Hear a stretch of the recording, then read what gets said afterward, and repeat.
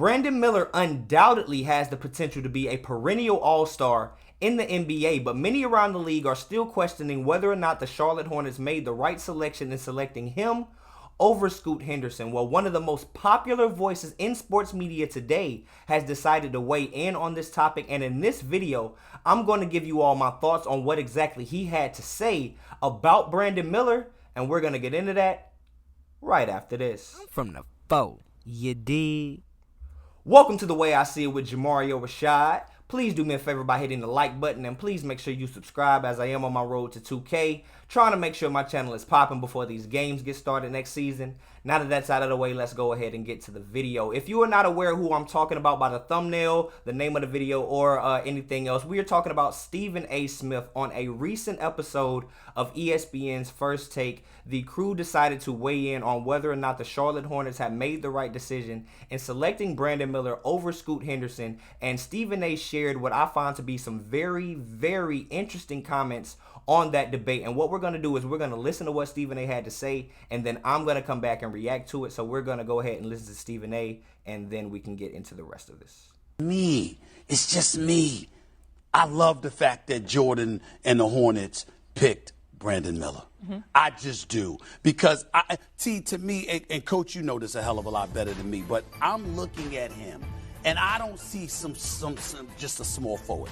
I see a dude that can easily play two guard in the NBA. I saw him score off the dribble. I saw him pulling up for three. I saw him in the open court. I'm looking at him at 6'9", and I'm saying, excuse me, I don't want Scoot Henderson in that situation. Scoot Henderson gets drafted by Charlotte. Basically what you're saying is that we're expecting LaMelo Ball to ask out of Charlotte quick, fast, and in a hurry. That, to me, would not have made any sense. But with Miller there, and they're talking about Bridges coming back, excuse me, they can play together. Bridges and Miller can play together. Bridges, Miller, and LaMelo can play together. And so I loved the fact that you got him there with LaMelo Ball and with Miles Bridges. I just said to myself, I'm looking at Brandon Miller right now, man, and I guess we know what he's going through, the poor decision that he made and what have you. But I remember him stepping on the court with that level of adversity, with people acting like, the chanting, lock him up, and stuff like that. And he dropped 41 on them and was like, let's go. Let's bring it. And you think about that kind of attitude that you have to have. I say he's got a little something extra in him. And I'm looking at Scoot Henderson, and I'm like, I love him. But 6'2" or 6'9", who you going with? I'm going with the 6'9" brother who's versatile enough to play the 2 or the 3. And that's what I think Charlotte did, and that's why I felt that was the way to go. All right, so there you hear it, or there you have it. That was Stephen A. Smith weighing in on the Brandon Miller to the Charlotte Hornets situation. Now, the first thing I want to talk about in terms of my reaction to what Stephen A. Smith had to say is I totally agree with the fact that Brandon Miller in the near future now, or even now, possesses the skills and or the abilities to play two guard in the NBA. And in fact, I do believe that may be the master plan behind the drafting of Brandon Miller. Terry Rozier is currently slotted as the starting point guard for the Charlotte Hornets, and over the last 3 years since he's been in Charlotte, it has been proven that if you have a guard tandem of LaMelo Ball and Terry Rozier, it is just not going to get the job done. Terry Rozier is small. He often does like to take the challenge of guarding the other team's better players, but he fails at it time and time again. Brandon Miller will easily be able to slot in, guard some of thess all-star guards around the league, and play offensively sound right next to LaMelo Ball. And I believe with Terry Rozier, with Terry Rozier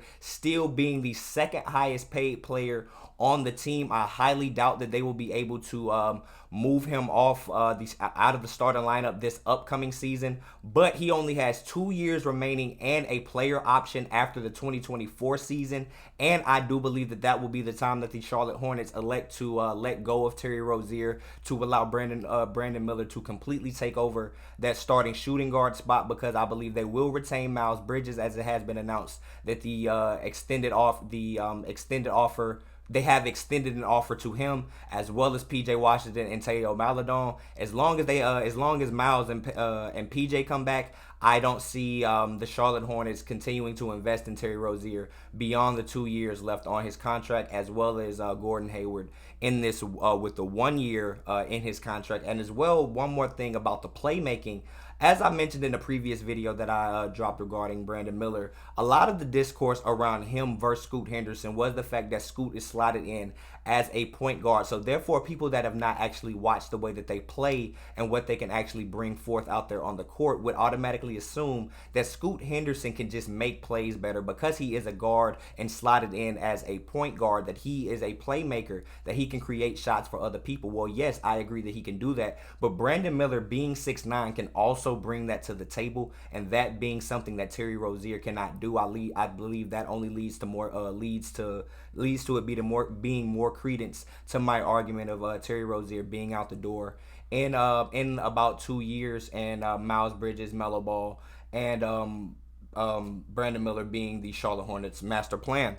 Now, the next thing I want to talk about is something that I think a lot of the conversation pre-draft was about, that being Scoot Henderson being somewhat of a threat to LaMelo Ball. I want to say right here, and I want to say it loud and clear for everybody that will listen to me, Scoot Henderson is not, and he will not be better than LaMelo Ball. So the thought of him being an imminent threat to LaMelo Ball's spot in any way, shape, or form, I just totally disagree with that.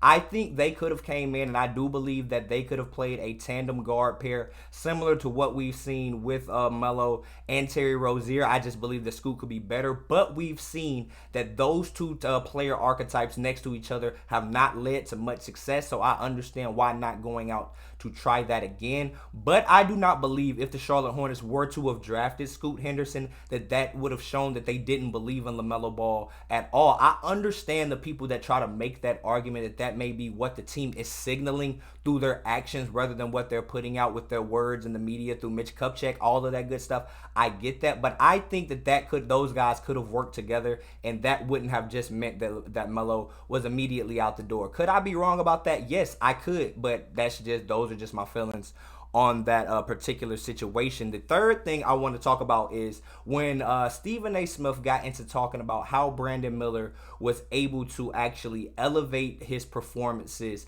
throughout this adversity that he had to face over his last season or his only season at Alabama. I totally agree with that, and that is a talking point that I have had in conversations, whether it be in the barbershop with friends, family, regarding Brandon Miller as well. When you have a guy that was potentially facing a M charge, I don't want to say it because I don't know how YouTube feels about like the usage of these words, and I don't want to get demonetized or anything like that. But with him potentially being involved in a case like that, and knowing that all of this is hanging over his head, not knowing if the cops could come back and they could potentially arrest him at halftime, putting all of that on the back burner, being able to compartmentalize and saying, I'm still about to go out there and bust their ass. That's a dog. I don't care how you want to spin the story. I don't give a damn what you want to say about it, how you feel about the situation. I totally respect whatever you think was done, what's right. I get that. But a person being able to completely just put that to the side, go out there, not only be themselves, but elevate themselves. And like Stephen A. said, go out there and drop 40 and continue to be a beast throughout the entire season. And unfortunately, that did fall off in the tournament. But